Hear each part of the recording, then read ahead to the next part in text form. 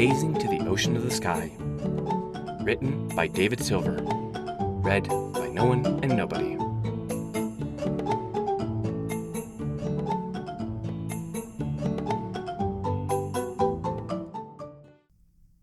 Chapter 48. Insecure Footing.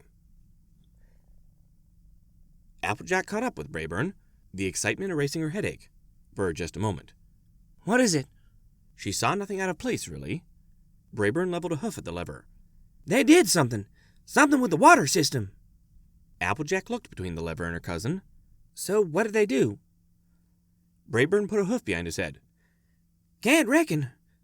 Suppose there's really only one way to find out. He put a hoof on the lever. Be ready for anything. He pulled it into position.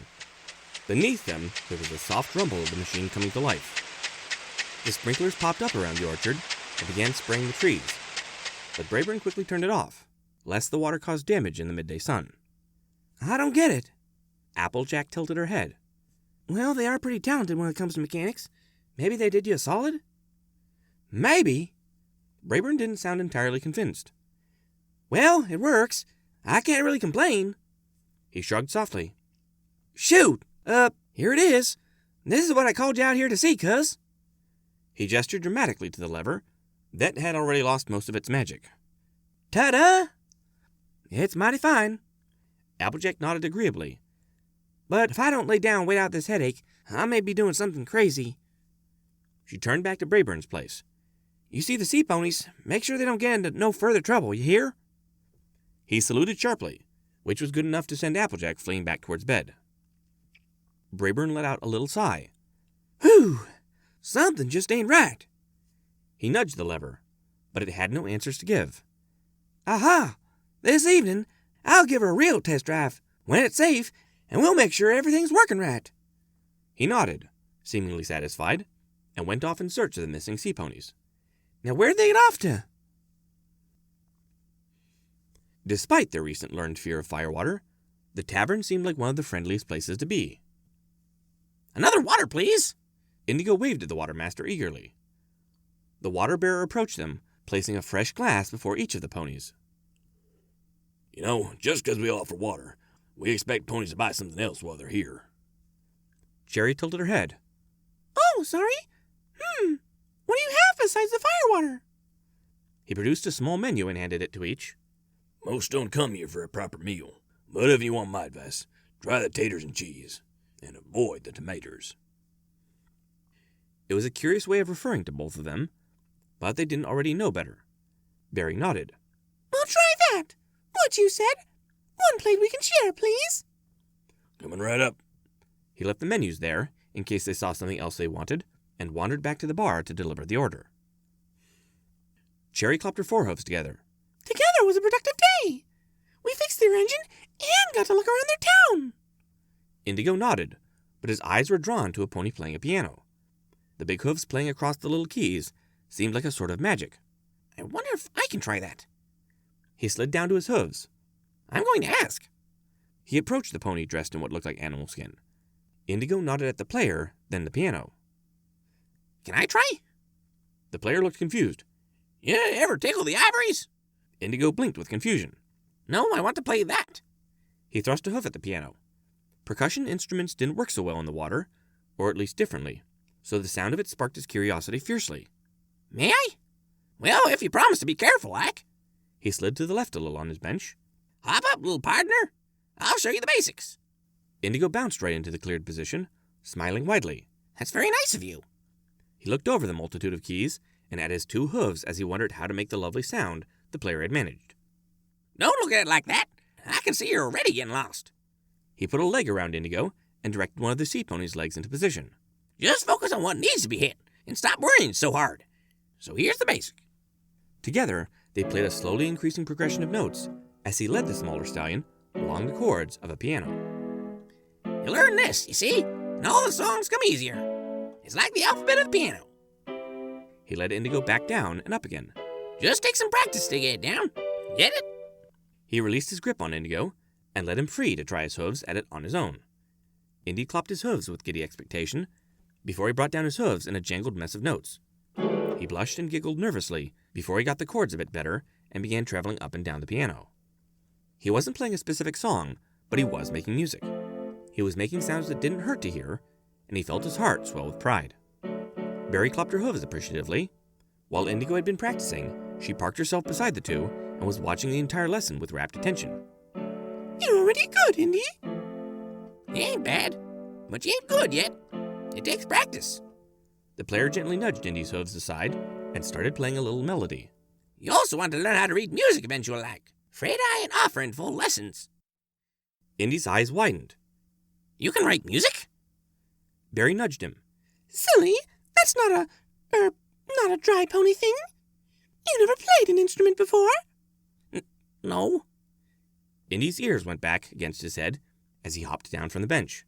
Have you? Well, no, confessed Barry. but I've seen music written down before, with notes and bars and... She saw the pianist had some sheet music ahead of him, so she pointed at it. like that. Cherry called out to them. Food's here. Set in a large tray were enough fried potatoes, generously drizzled with cheese for all three to enjoy. It was placed right in the middle of the table, where reaching it would be easy, no matter where they sat. Indy and Barry returned quickly, hopping up and sniffing at the food.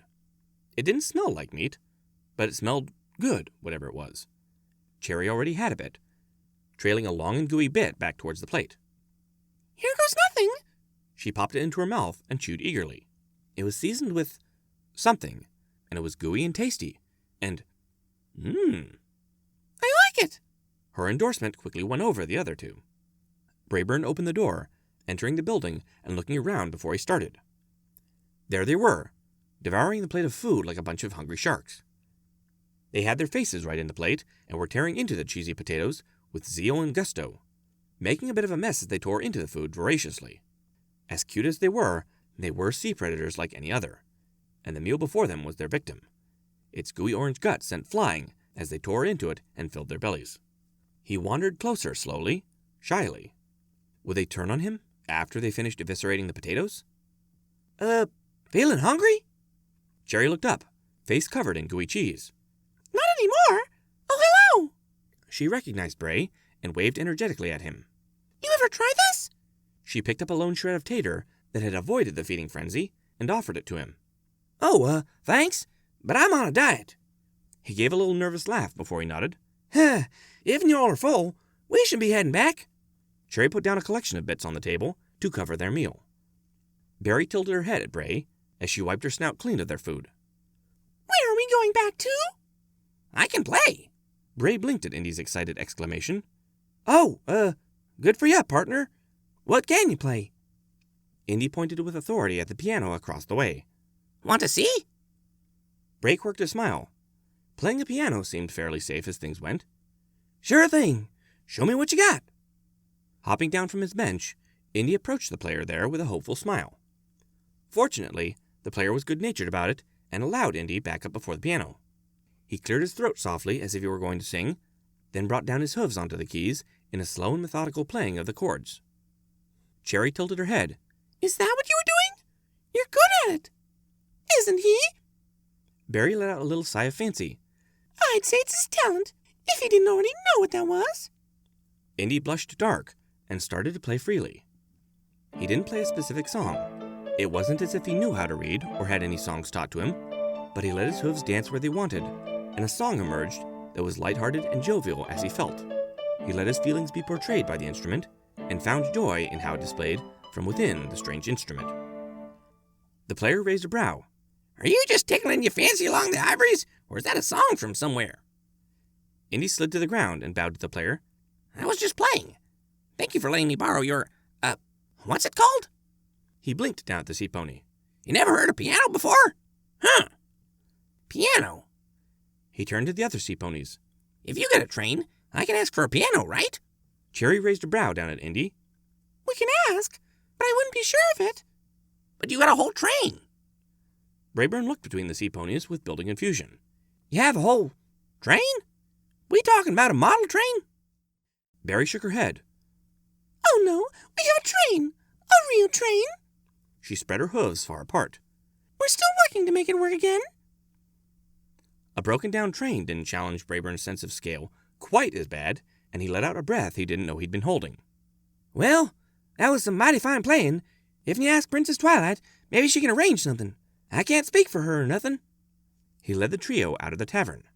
Now let's get back to Applejack. She's come around and... Cherry leaned in closer. Is she all right? She's fine, promise. Bray smiled. She just needs to sleep off what she drank before.